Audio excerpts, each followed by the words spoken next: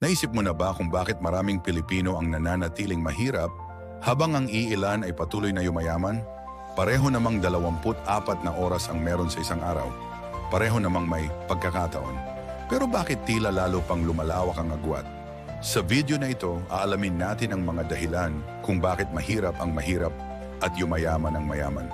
Kung bago ka sa channel na ito, huwag kalimutang mag-subscribe at i-like ang video para sa mas marami pang kaalaman tungkol sa mindset, pera at tagumpay. Unang-una, mindset. Ang mahirap, madalas iniisip, basta may trabaho, sapat na. Samantalang ang mayaman, iniisip, paano ko mapapalago ang kinikita ko? Ang isa ay nakatutok lang sa pagkita, ang isa ay nakatutok sa pagyaman. Pangalawa, ang paraan ng paggamit ng pera. Ang mahirap kapag sumweldo, unang iniisip, anong gadget ang bibilhin ko?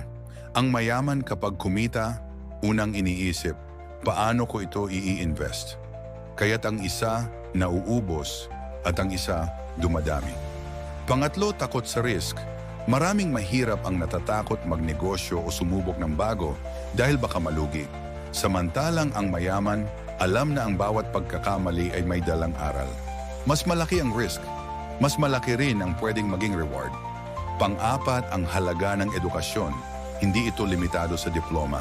Ang mayayaman ay patuloy na nag-aaral, nagbabasa, nag-a-attend ng seminar, kumukuha ng mentor.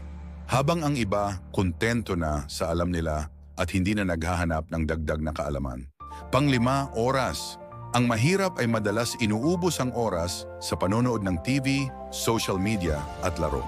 Ang mayaman, ginagamit ang oras para sa networking, pag-aaral at pagbuo ng negosyo.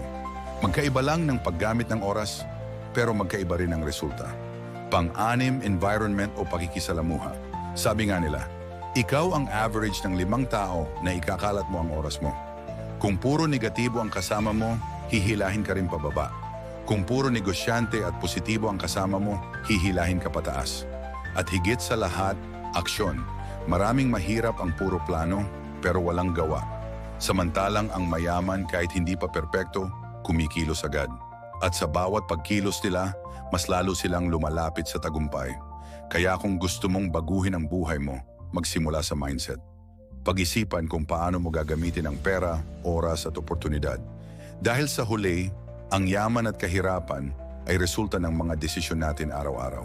Ngayon ikaw, pipiliin mo bang manatili o magsimulang umangat? Kung nagustuhan mo ang video na ito, huwag kalimutang mag-subscribe, mag-like at i-share sa mga kakilala mong nangangailangan ng inspirasyon. Dahil ang pagbabago ay nagsisimula sa isang maliit na hakbang.